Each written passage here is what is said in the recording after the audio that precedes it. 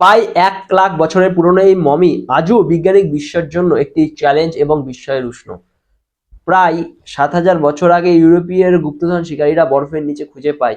প্রায় 1,000 বছর পর তারা এই মমি নিয়ে ভারতে চলে আসে। গবেষণার পর বিজ্ঞানীরা দাবি করেছেন যে এই মমিটি 1 লাখ বছর আগে পৃথিবীতে বসবাসকারী কোনো বিলুপ্ত কিন্তু উন্নত প্রজাতির মানুষের সাথে সম্পর্ক ছিল।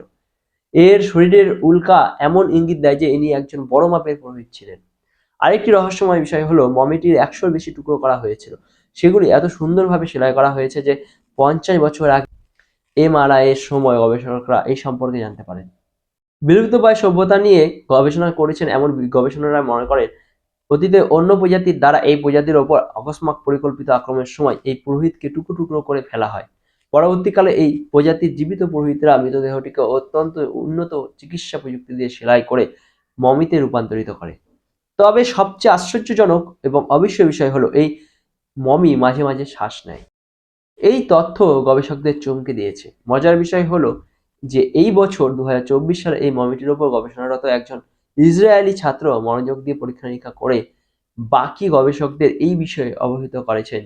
এরপর যখন মমিটিকে ক্রমাগত পর্যবেক্ষণ করা হয় তখন দেখা যায় যে মমিটি প্রতিদিন ভোর 3টায় শ্বাস নেয়। সবচেয়ে বড় আবিষ্কার, মমির নিঃশ্বাসের শব্দটি আসলে একটি সঙ্গীত কোড।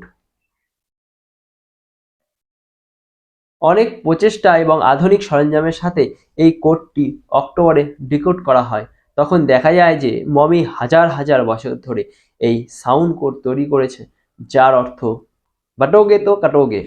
গবেষকরা তাদের শেষ রিপোর্টে উল্লেখ করেছেন যে এই মমি প্রজাতির লোকেরা হয়তো এই সাউন্ড কোড ডিকোড করতে পারেনি। এই কারণেই হয়তো এই উন্নত প্রজাতিটিকে হঠাৎ করে বিলুপ্ত হয়ে যেতে পারে।